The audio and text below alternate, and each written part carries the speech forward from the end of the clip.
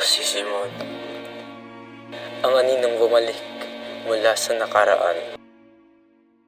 Minsan akong naniwala na ang kabutihan ay sapat upang baguhin ang mundo.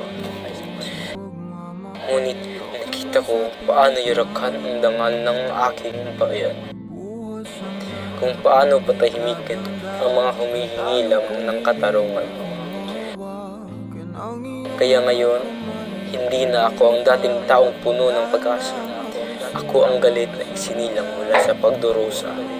Ang aapoy na naghihintay lamang na magliyab.